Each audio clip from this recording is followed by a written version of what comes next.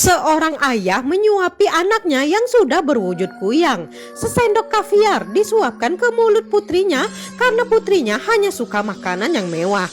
Sang ayah tampak senang seperti menyuapi seorang anak kecil dan bertanya apakah rasanya enak. Tiba-tiba saja putrinya meludahkan kaviar itu dan berkata tidak enak. Makanan seperti itu tidak akan memulihkan tubuhnya, ucap si kuyang. Ayahnya merasa sudah membuat sesuai dengan permintaan putrinya itu, namun si kuyang tak mau tahu. Ayahnya harus membuat makanan baru untuknya. Ayahnya dengan patuh meminta maaf dan akan membuat yang baru.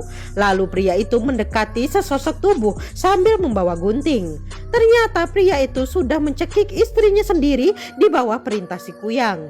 Si kuyang berkata ingin memakan bagian lidah istrinya dan memerintahkan ayahnya itu untuk serius menunjukkan niatnya. Seperti terhipnotis, pria itu pun melakukan perintah si kuyang dan si kuyang pun tertawa cekikikan saat melihat pria itu merobek mulut istrinya sendiri. Sementara itu di sekolah, gadis ini yang tak tahu bahwa di rumahnya sedang terjadi hal mengerikan ini sedang melihat senior yang disukainya berjalan dengan ekspresi wajah yang dingin. Gadis ini mengikuti seniornya itu dan tiba-tiba siswi yang mirip dengan kakaknya muncul dan langsung menggandeng seniornya itu seakan-akan mereka sangat dekat. Si gadis hanya bisa melongo dan siswi ini menoleh ke belakang melihat gadis itu seakan-akan memberitahu bahwa ia memang sengaja merebut seniornya itu dari si gadis.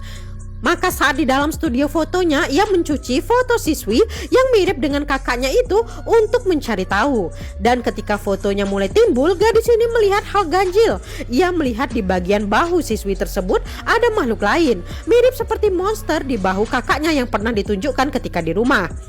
Lalu gadis ini dikejutkan dengan seseorang yang menepuk pundaknya. Ternyata temannya yang lama tak muncul tiba-tiba muncul. Temannya itu melihat foto yang sedang dicuci gadis ini. Saat itulah gadis ini bercerita pada sahabatnya bahwa siswi baru itu adalah kakaknya yang telah kembali setelah tewas. Sahabatnya pun tak percaya. Gadis ini meyakinkan bahwa ia tak berbohong dan siswi itu sangat berbahaya. Namun sahabatnya malah menepis tangan gadis itu dan ia pun tersungkur sendiri. Lalu sahabatnya mengatakan bahwa siswi itu tak ingin merebut apapun, dia hanya menginginkan tubuh gadis itu sambil memperlihatkan bahunya yang sekarang menempellah monster dengan lidah terjulur. Ternyata sahabatnya ini sudah menjadi makhluk yang sama dengan kakaknya. Apa yang akan terjadi pada gadis ini? Lanjut next part.